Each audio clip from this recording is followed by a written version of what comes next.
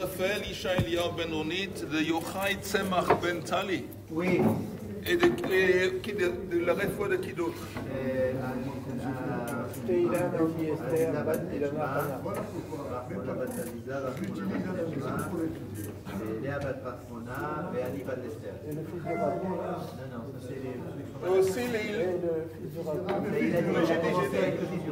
Aussi les Ilui Nishmat. ולנקודות היו נשמת אביו אורי, שמעון בן יצחק, et son frère c'est... Aussi Michael ben Yaakov. Donc, c'est pour son papa. Rachel Batalia.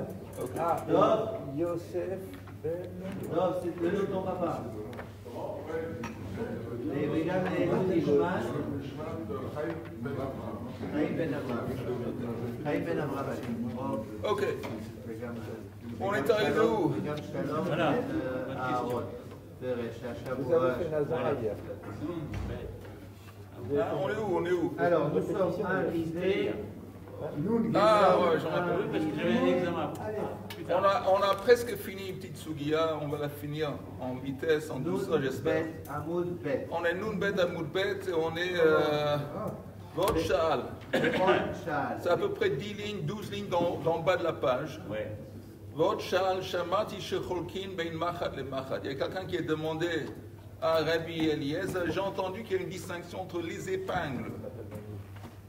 Amarle, Rabbi Eliezer a répondu, Amarle Shema lo shamata el alinyan Shabbat. C'est une aiguille. Machat, une aiguille, exactement. Peut-être la seule distinction entre les aiguilles, c'est vis-à-vis dans le contexte de Shabbat. Des i. Alors, ça veut dire quoi? C'est quoi cette histoire d'aiguille? Ça veut dire qu'une aiguille qui a un trou, tu sais, en haut, par lequel on file le fil. Alors ça s'appelle comme un clé de travail, un ustensile de travail. On n'a pas le droit de le transporter, c'est mukse pendant Shabbat. Tandis qu'une aiguille qui n'a pas de truc en haut, il peut être considéré comme un tarshit. Comme un truc qu'on attache. Quand on fait un shirpoul, quand on fait un ourlet par exemple, on met des petites épingles comme ça sans... Je sais pas, tu mets un bijou quelconque et tu mets l'épingle pour tenir le bijou sur la chemise, un truc comme ça, ça peut être utilisé en tant que ça. Ou ça pourrait être utilisé pour enlever un kotz. On a le droit que s'il y a un kotz, c'est quoi un kotz en français? Un morceau de bois qui est rentré dans la peau. Une épine. Ok. On a le droit de faire sortir l'épine de Shabbat en utilisant l'aiguille. De toute façon, il dit, bon, il y a une distinction entre les aiguilles dans le contexte de Shabbat. Des ilinyan tuma davada achati. Mais en ce qui concerne la tuma, les deux choses, c'est exactement la même chose. Alors la Gemara demande, des ilinyan tuma davada achati. Et pourtant, il y a une Mishnah, V'atznan machat, shenital chora, o uksa tehora. Une aiguille que le châle. Qui est un chat, oui. Comment on l'appelle ça? Le chat. Le chat. Un chat En fait, il écrit pas la même chose. avec un S. Dont le chat était enlevé, ou le bout, le truc pointu à l'autre extrémité, si ça est enlevé, c'est tahor. Pourquoi c'est tahor? Parce que ce n'est pas utilisable en tant qu'ustensile, ce n'est pas un cli. C'est assez inutilisable. Donc, si ce n'est pas un cli, ce n'est pas susceptible à la touma. Tandis que si oui, c'est oui. Donc là, il y a une distinction dans la touma. Oui. Oui, on a vu que la touma, elle ne peut pas tomber sur quelque chose de moins grand que... Par rapport à la taille, par l'aiguille, c'est vraiment petit. On avait vu auparavant, il y avait une surface... mini à respecter quoi, pour que la touma... Pour que ça puisse recevoir la touma, non? Oui, non, mais des aiguilles... Moi pas connaître, Shlomo. Ça ne veut pas dire que moi pas connaître ça. Ça me dit quelque chose qui dit, oui. Si, la surface de la main, quelque chose comme ça. Non, la surface de la main, c'est autre chose. C'est autre chose. On avait dit qu'un toit d'un OL, pour que c'est considéré comme un OL, ça doit avoir un toit au moins une surface à un tefar. Mais je ne connais pas cette histoire d'une surface minime pour recevoir la touma. C'est un cli, c'est un cli. Je ne connais pas. Non, peut-être ça existe. Moi personnellement, je ne connais pas. Et alors la Gemara demande qui amar la bishlema. tu me dis que en ce qui concerne les aiguilles dans la Touma, il n'y a pas de distinction. Je te dis que oui, il y a une distinction. La preuve, une aiguille qu'on a retiré le chat, qui n'a pas de truc, elle ne reçoit pas le Touma, il y a une distinction. Alors on précise l'enseignement de Rabbi Eliezer, Kika Amar le Beshlema. Il voulait dire que parmi les aiguilles qui sont pas cassées, qui sont entiers, les aiguilles qui sont entiers, qui a un chat, et puis qui a un truc, vis-à-vis de ces aiguilles qui sont shlema, il n'y a pas de différence. Et la Gemara demande au Bishlema, Davada Achati, est-ce que c'est vrai que c'est la même chose? Et pourtant, Vatnan Machat Shehel Ta Chaluda. Si on a une aiguille sur laquelle il y a de la rouille, si la rouille en question, elle empêche l'aiguille de fonctionner, c'est même à l'extrémité, ça empêche l'aiguille de fonctionner, alors elle est tehora parce qu'encore une fois, elle est inutilisable, c'est pas un cli. Mais si la rouille en question c'est comme une tache, mais ça n'empêche pas l'aiguille de fonctionner, alors oui, ça reçoit la touma. Quand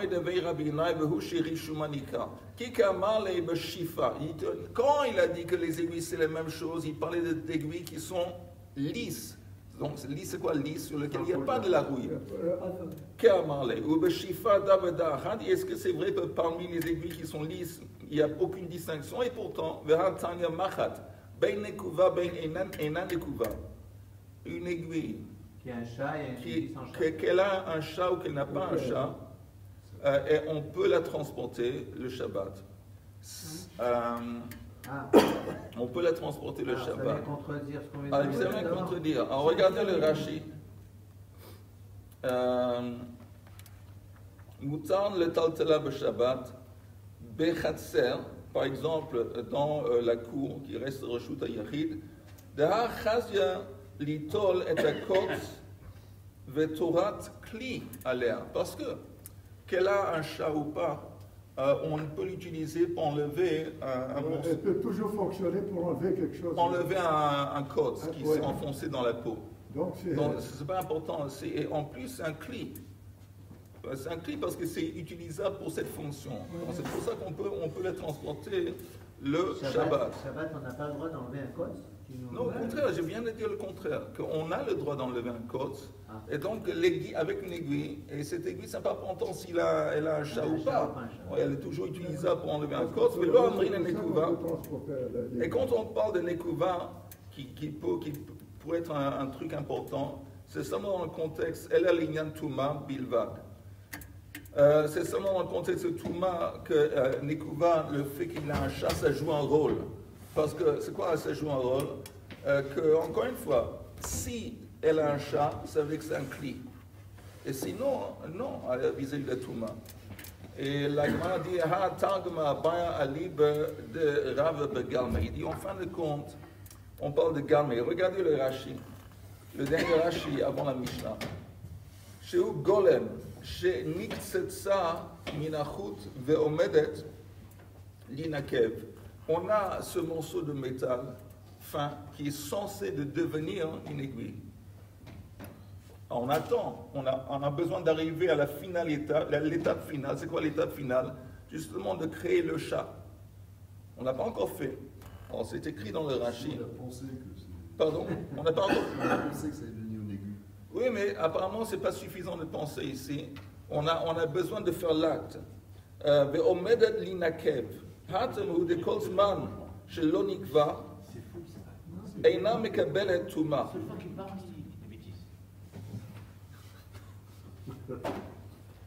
Là on dit, Rachidi, que tant qu'il n'y a pas de trou, l'aiguille n'est pas capable, tant qu'il n'y a pas de châle, l'aiguille n'est pas capable de recevoir la Touma. Parce qu'elle n'est pas encore complétée. En ce qui concerne la Touma,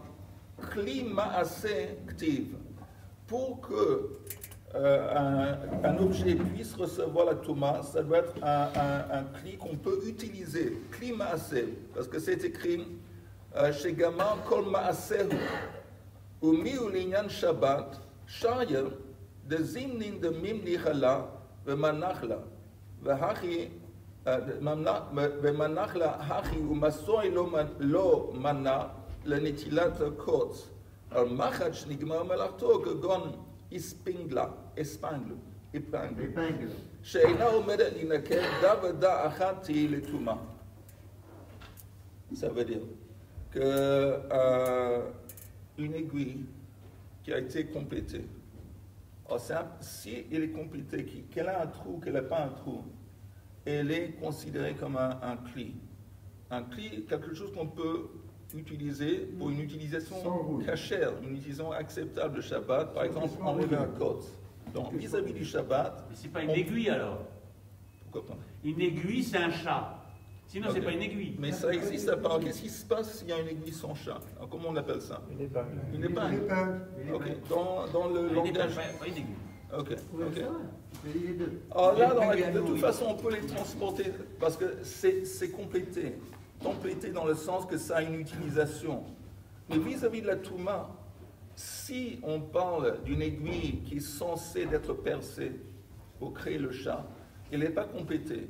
Tant qu'elle n'est pas complétée, elle ne peut pas recevoir la Touma. Elle ne peut pas recevoir la Touma. Et là, on voit justement qu'en ce qui concerne la Touma, il n'y a aucune distinction, que tant que l'aiguille n'a pas été complétée, il n'est pas en position de recevoir la Touma. Ok, on a fini cette Sugia, nouvelle Mishnah. Nouvelle Mishnah, et j'espère qu'elle va être plus compréhensible. Je ne peux pas te piquer, hein, mais enfin bon. Ok. On va parler d'un Chamor. Chamor, Anan. Chamor yotse b'mirdat bezman sheikshura bo. Un âne peut sortir le Shabbat dans le Reshut Arabim. Quand il porte, c'est quoi un mirdat? Mirdat, c'est comme une espèce de couverture qu'on a mis sur le dos de l'âne. Une genre de sel. Pas une selle. C'est pas une selle, non, c'est pas une selle. C'est comme une couverture. Ok? Sous la selle, un tapis de selle. Alors, Il y a un nom, bon, frère. Mirdat bezman sheikshura abo, à condition que la couverture a été ligotée, a été attachée. Ok? On va voir pourquoi c'est important qu'il est attaché. Pourquoi c'est important? Parce que s'il se promène... Après, on va être obligé de la prendre en main. C'est-à-dire qu'elle a été attachée Et là, c'est- avant Parce que le s'il n'est pas attaché et il se promène avec ce cheval ou cet âne d'or et le truc, la couverture tombe, il risque de soulever la couverture et de le transporter d'Aled Amod, 4 Amod, dans le Reshut Arabim qui est interdit. Donc l'âne peut sortir avec un truc, ça ne s'appelle pas un fardeau, c'est conseillé comme un habit en quelque sorte de l'âne, à condition qu'il est attaché. Et à condition que c'était fait avant Shabbat. Exactement. Yotse b'mirdat bezman sheikshura bo. Scharim yotzin les bouvines. On va en parler. Rachid dit on va en parler. Puis c'est quoi scharim et c'est quoi les bouvines? Hein? Les mâles, Zecharim. C'est des mâles. Mais on sait, c'est quoi? Eilim, des béliers. Eilim, c'est des béliers. C'est quoi les bovines? On va voir. Rachid dit on va voir plus tard. Ah, Moi je suis Rachid. Alors on va aller voir Rachid. Rechelot, c'est les chèvres qui sont femelles. Rechelot. C'est pas des Yotsot. mamelles? Pardon? C'est pas des mamelles? Non, non. Les chèvres, elles sont femelles de toute façon. Rechelot, c'est quoi rechelot? Les chèvres, elles sont de toute façon femelles. Ah bon? Alors c'est quoi une chèvre comment on appelle une chèvre qui est mâle? Bouc. On en apprend des choses à Imouna. Rechelot. Yotsot, shchuzot, kvulot ou kvunot. Alors, c'est quoi tout ça? La seule chose que Rashi explique, c'est dans le mot tsrurot. Tsrurot, c'est pour le lait, il sort de où? Pour La Les pile. mamelles. des mamelles. Les mamelles. Les mamelles. les pies. Les mamelles. Les quoi? mamelles. Les mamelles. Oui, les mamelles. C'est les Il sort pieds des du oiseaux. pis. La mamelle, c'est elle contient le lait. PIS. La mamelle, c'est le La sein. mamelle, c'est le sein. C'est le La sein. mamelle, c'est le sein. Oui, mais Le je parle- téton, c'est le pis. Ok. Le chat et tout. La main, voilà. Mais moi, je parle encore une fois du truc que pis. l'animal Le il pis. suce. Le pis. En Le pis. français, Merci. Ce qui sort, PIS. le bouchon. Ok. Alors, c'est quoi Rachid dit Srourot, qui ligotait quelquefois les pieds de ces animaux Rashi dit, regardez le Rashi. Regardez le Rashi, si vous voulez bien. Regarde Schurot. Regarde le Rashi, Schurot. Mais on n'a pas fait les bovines d'abord. Oui, on n'a pas fait parce que Rashi dit Mefresh Bagmara. Rachid nous Moi, je suis Rashi. Rashi, c'est mon maître. Bien sûr, c'est dans le. Schurot. Regarde Schurot. Dadehen Schurot. Les pieds de cet animal, ils sont attachés, mais ils sont ligotés. Parmi les yabesh, il y a des fois pour les sécher. Chez Mehadkan Kadesh Lo Yichalvu Od. Parce que, pourquoi faire? Veyitabru. Tant qu'elle est en train de donner du lait, elle n'est pas capable de rentrer enceinte. Donc il faut la sevrer. Donc on empêche qu'elle continue à donner du lait. Pour justement, le propriétaire intéressé que l'animal va pouvoir devenir enceinte. Ça, c'est une possibilité. Ou, Rachid dit, chez Yushmenot, les rôles, ou, je ne sais pas quel est le rapport, qui vont être grosses. Je ne sais pas pourquoi, en fermant le puits, il devient plus gros. Vepamim lechalav lishmor chelban. Pourquoi une femme qui a une femme ou une vache qui est enceinte, qui est à l'aide, elle ne peut pas être enceinte? Oui, Non, c'est ça. non, c'est vrai. Non, c'est vrai. Non. Non, Une femme peut tomber enceinte, Elle après continuer à allaiter. non, mais Je ne vais pas entrer dans les détails. Mais la norme, Richard, explique-moi. Mais la norme, je sais que c'est possible. Mais la norme, c'est quoi la norme? Oui, Normalement, effectivement, c'est vrai. La norme, Il y a un délai qui empêche la femme de tomber enceinte. Mais après, au-delà, même si elle continue à allaiter, elle peut tomber enceinte. Rachid dit, il y a une autre possibilité. Pourquoi il va ligoter les pieds? Pourquoi? Rachid dit, Lishmor chalban shelo itaftef laaretz vekoshrin lahem kris bedadehen. Il veut conserver le lait qui risque de couler de ses mamelles et une petite pochette pour recevoir le lait qui risque de tomber. Okay? Ça, c'est sur le mot schorot.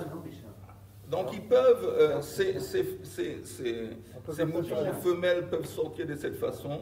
Rabbi Yossé, Oser Bekulan. Oui, tiens, donc. Rabbi Yossé, il interdit dans tous ces cas. Chutz min ha-rechelim ha-kvunot.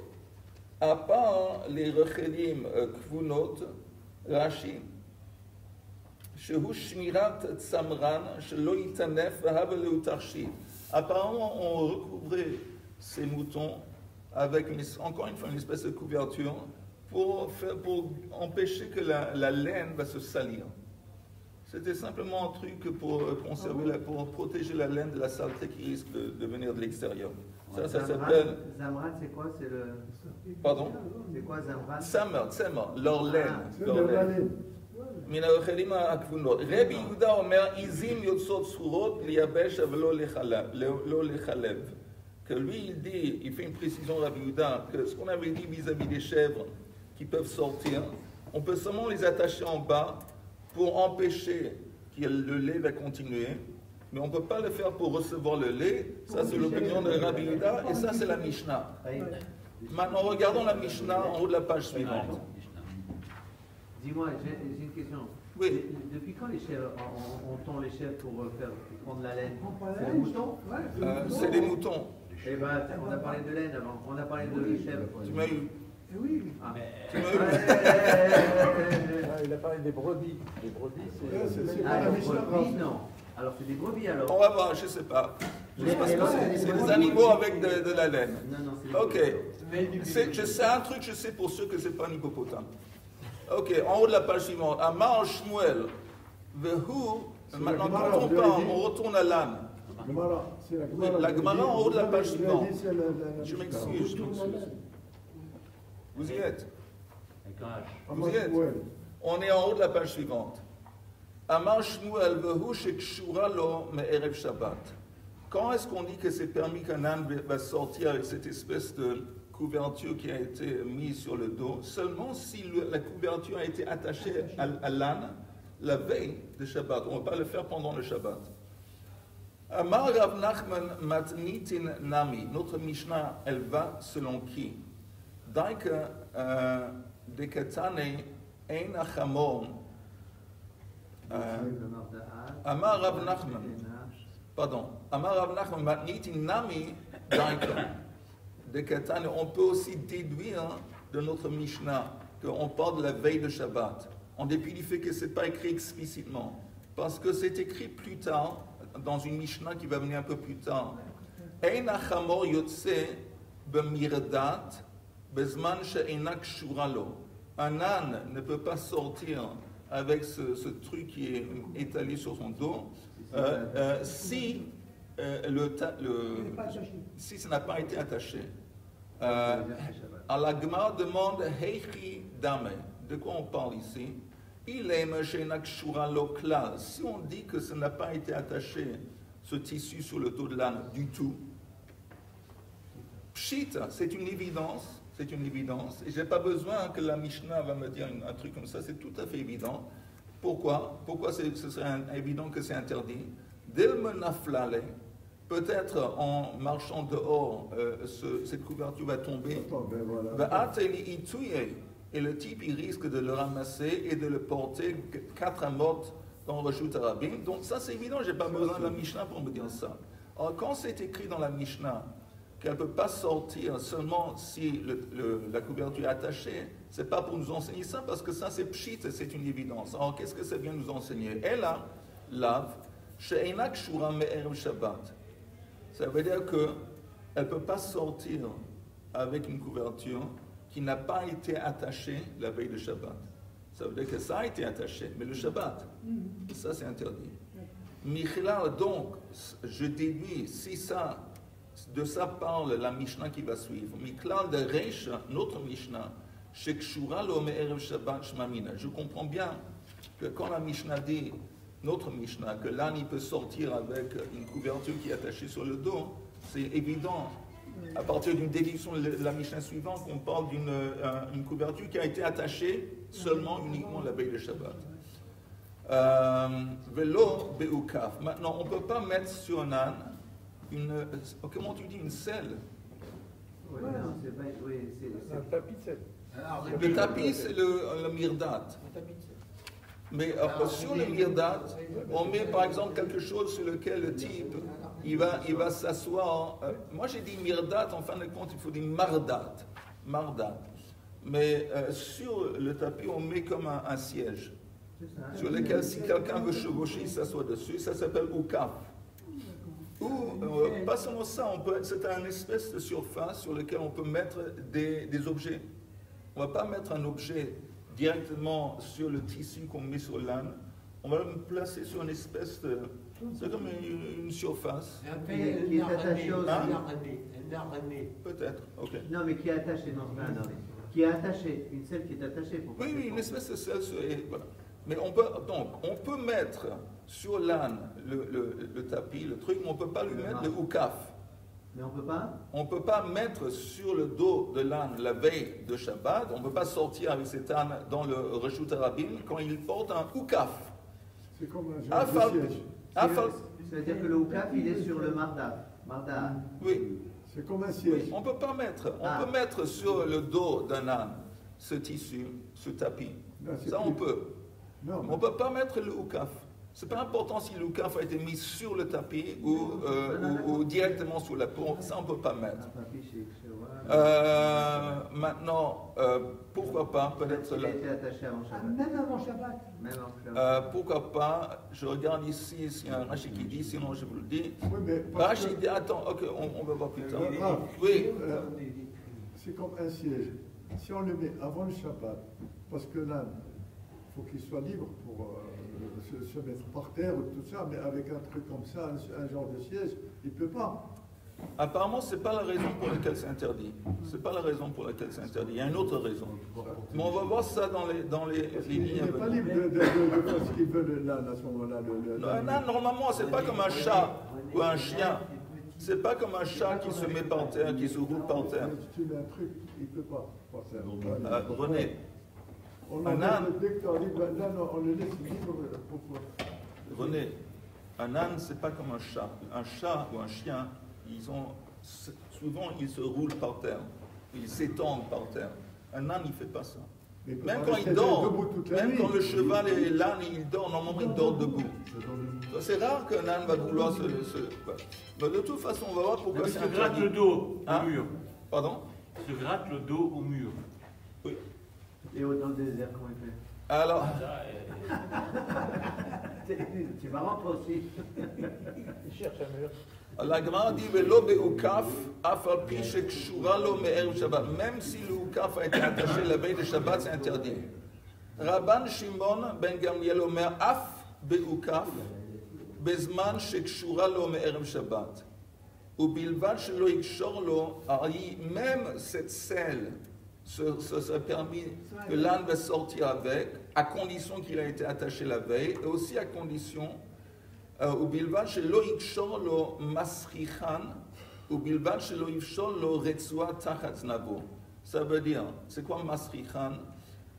C'est une espèce de corde, une corde qui attache la selle autour du cou de l'animal. Et c'est comme pour stabiliser cette selle, pour faire en sorte que la selle ne va pas tomber. C'est comme un truc qui vient stabiliser. Donc ça rattache la selle au cou. Et à la fin, il y a aussi la même idée, mais qui est attachée en dessous de la queue de l'animal. Et ça s'appelle Lo yifsholo retsua tachat znavo. C'est la même idée, mais ça vient stabiliser à partir du derrière de l'animal, et d'autres, il vient stabiliser, il est attaché au cou de l'animal. Encore une fois, pour stabiliser. Non, ça, il ne peut pas faire. Alors, pourquoi ça, il ne peut pas faire? Regardez le Rashi, après, vous demandez une question.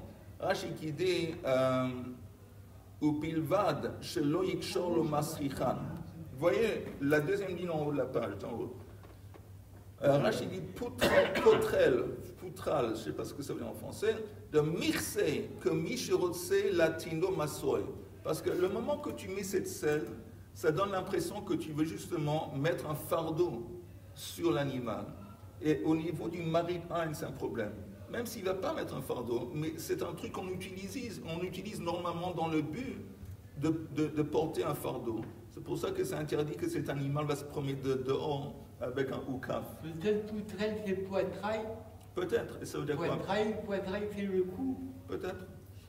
Veretsua tachat znavo, encore un ancien mot en français, fouchla. Fouchla. Vous savez que quand il y avait l'anniversaire du décès de Rashi avant quelques années, je ne sais pas combien d'années ils étaient en train de fêter. 500e anniversaire. Peut-être. Avant quelques années, la France a issu un timbre dans la commémoration de Rashi. Alors pourquoi? Pourquoi? Parce Ils ont fait c'était un français.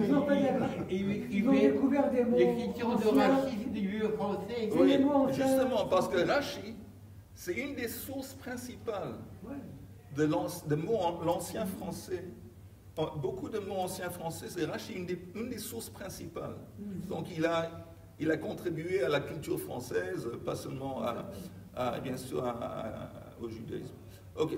Rashi, encore un Rashi, qui dirait soit tachat znavo, pushla, shenotnim sham shelo tered aukaf, pour stabiliser, pour faire en sorte que ça va pas tomber. Va masoe al tsavara, shehi yoredet le emek, va misrach shelo tered al znava, shehi ola al hiarim. Ça marche comme ça, que quand l'âne il monte, alors il y a plutôt tendance que la selle elle va glisser derrière. Donc là, c'est attaché au cou. Et quand elle descend une colline, on fait la fourre. On l'attache, on attache la selle sous la queue derrière pour qu'elle ne va pas glisser vers la tête. Okay. Vous savez pourquoi? L'animal est malin. Qu'est-ce qu'il fait? Il gonfle le ventre. Il gonfle le ventre. Pendant que l'homme, chargé de lui mettre son harnais, attache. Et ensuite, il dégonfle.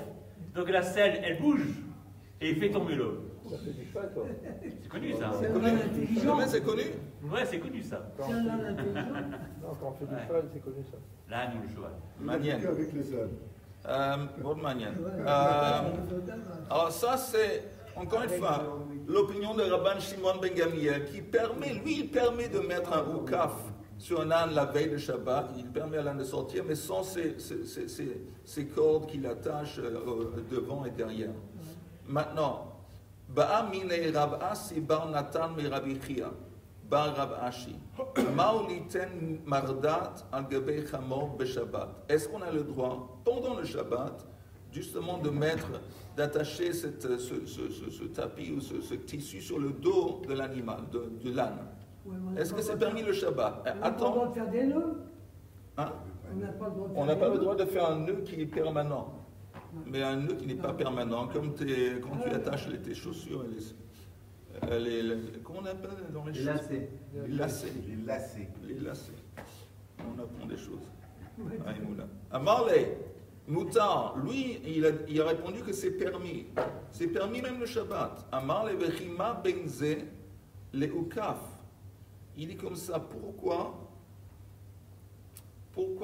tu permets d'attacher le tapis sur le dos de l'âne pendant le Shabbat, et pourquoi le ukaf, la selle, c'est interdit? Or, lui, il s'est tué. Okay? Rabbi Chia, bar Rav Ashi, il s'est tué. Il s'est tué apparemment, lui il a compris pourquoi il s'est tué, parce qu'il pense que c'est permis. C'est aussi permis de mettre une selle sur un animal le Shabbat. Pas seulement c'est permis de mettre le Shabbat, le tapis, selon lui, ce serait aussi permis de mettre la selle, le ukaf. Mais quand on met cette selle, ça veut dire qu'on va monter dessus, quoi. On va mettre quelque chose. Ça sert à quoi? Ça sert à quoi? Bonne question, on va voir. C'est une bonne question. Oui, une bonne question. Mais on va voir, peut-être si on continue, on va avoir des réponses. Eitivei, on apporte une objection. Ukaf shal gabei chamor lo italtalena beyado. Une selle qui est sur le dos d'un âne, on ne peut pas l'enlever du dos de l'âne pendant le Shabbat. On ne peut pas le transporter. Ela molicha ou mevi'a bechatser vehu nofel me'ilav. Qu'est-ce qu'on fait? On fait marcher l'âne dans la cour. Et à force de marcher, il n'est pas attaché à la selle, on l'a plus. Il est plus attaché. À force de marcher, il va tomber. Elle va tomber, la selle. Oui, la selle va tomber. Mais on n'a pas le droit nous-mêmes de l'enlever. Alors la Gemara dit, Hashta litol amartalo. On voit que enlever la selle du dos de l'âne, c'est interdit. Le haniach mibaya. Donc c'est évident qu'on ne peut pas la mettre. Ah oui. C'est une kushia, encore une fois, il demande une kushia. Il a demandé à qui c'était encore une fois ce Rav? C'était Rabbi Chia bar Rav Ashi. Lui, il permet de mettre le tapis, un mardat sur le dos d'un âne. Et apparemment, l'autre Rav a compris qu'il permet même de mettre sur le dos un ukaf, la selle. Il dit, mais écoute, on ne peut même pas l'enlever. Alors, comment tu dis qu'on peut le mettre? À Marley, Rabbi Zera Shavke, laisse tomber, une façon de parler bien sûr, laisse tomber ce Rav Rabbi Chia bar Ashi, que Rav explique, parce que lui il va comme son Rav. C'est qui son Rav? Son Rav c'était Rav. De Amar Rav Chia bar Ashi Amar Rav, qui on voit ici, ce même Rabbi Chia bar Ashi, il cite Rav, qui dit Tolin Traskal la Behema Beshabbat. Traskal, vous entendez, c'est comme une pochette qu'on met devant la bouche d'un animal et on remplit cette pochette avec de l'avoine et l'animal il peut manger. Il n'a pas besoin de plier sa tête pour arriver jusqu'au sol, il a ça devant la bouche. On a le droit le Shabbat de suspendre ou d'attacher ce traska, cette pochette devant la bouche d'un animal. Mais Kalbachom al-Mirdad, à plus forte raison qu'on a le droit, à plus forte raison de mettre le tapis, ce mardan sur le dos. Alors, il dit, dans le cas de la pochette avec la nourriture, où c'est permis, et c'est simplement une question de plaisir, ta'anoug. C'est quoi plaisir? Parce que pour qu'il va se pencher et manger ce qui est en bas, c'est pas confortable. Or, pour lui donner un kiff, pour son plaisir, Les Tanek, le Shabbat. oui, même pour l'âne apparemment, on lui attache, ce serait permis de lui attacher cette pochette sur les bras. Si pour le plaisir on a le droit d'attacher quelque chose sur l'âne, le kol sheken, à plus forte raison, pour empêcher qu'il va souffrir, pour enlever la souffrance, ce serait permis. Si pour le ta'anoug, c'est permis d'attacher quelque chose à l'âne, la pochette avec l'avoine, à plus forte raison, pour empêcher qu'il va souffrir. C'est quoi empêcher qu'il va souffrir? Pourquoi on met justement le tapis sur le dos de l'âne avant? Pour le réchauffer. Les ânes, apparemment, ils ont tendance à se sentir froid. Ah, c'est pour Et ça tient au chaud. Ouais, mais quand il fait chaud, Même quand il fait chaud, apparemment. Mais même quand il fait chaud. Alors, il dit, à plus forte raison, si selon Rav, on peut faire ça, à plus forte raison, on peut mettre le tapis sur le dos, le tissu sur le dos. Shmuel Amar, Mardat Moutar, Traskal Assoua. Ça, c'est la lacha. Shmuel permet, encore une fois, de mettre cette espèce de tissu sur le dos de l'animal, de l'âne, mais pas la pochette avec la nourriture. Ça, non. Azad Rabbi Chia Bar Yosef, Amara Leshmata d'Arav, Kamei de Shmuel.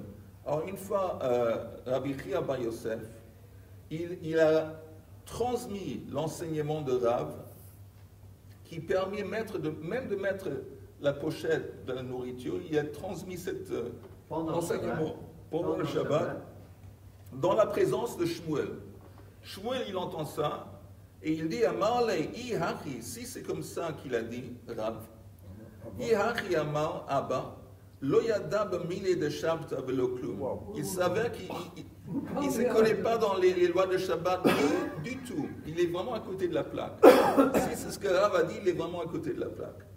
Qui salig Rabbi Zera, Ashkechel Rabbi Binyamin Bar Yefet. Quand Rabbi Zera était de passage, il a rencontré ce Rabbi Binyamin Bar Yefet de Yativ et Kamar, les Mishmei de Rabbi Yochanan. Il a entendu un enseignement qui a été enseigné au nom de Rabbi Yochanan, qui était Notnin Mardat al Gebei Chamor B'Shabbat. On a, oui, en fin de compte, le droit, le Shabbat, de placer ce tapis sur le dos de l'âne. Amar le Yachar. Il a répondu, il a dit Yachar. Yachar Kochacha. Shkoach. Il a dit Shkoach. C'est Kol HaKavod. Vechen Targma Arioch Bavel. Et ainsi le lion à Bavel a enseigné. C'est qui le lion? À qui fait allusion ce lion? C'est Shmuel. On appelait Shmuel le lion de Babel. Alors il dit, c'est quoi ce que tu dis? Même Shmuel a dit la même chose. Arioch Manu, c'est qui le lion? Shmuel. Veha, il dit, mais attends, et pourtant, Rav Nami Amara, mais Rav aussi, il vivait dans la même génération, Rav et Shmuel. Rav aussi a autorisé, pendant le Shabbat, de mettre ce tapis sur le dos de l'animal. Elle a Shamei Dahab Mesayembe. Pourquoi il a cité Shmuel? Parce que dans l'enseignement qu'il a enseigné, il a continué, il a fait la distinction que le tapis, on a le droit de mettre sur le dos de l'âne, mais pas le trascal, la pochette pour le mettre en face de la bouche.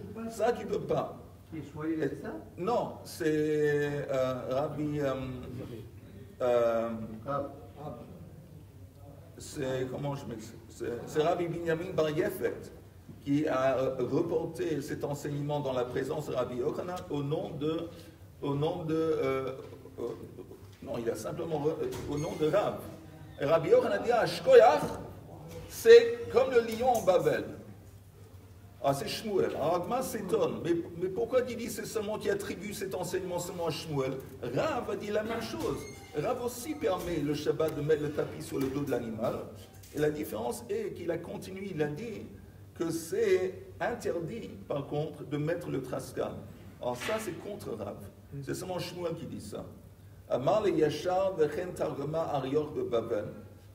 C'est pour ça qu'il a seulement cité Shmuel et dit, bon, quand ce que tu dis, c'est vrai, et la preuve, Shmuel a dit, il n'a pas mentionné Rav, parce que Rav, pas seulement il permet de mettre le tapis sur le dos de l'animal, il permet aussi de mettre la pochette avec la nourriture. Ok, on va arrêter là où c'est écrit de Chouli Alma. C'est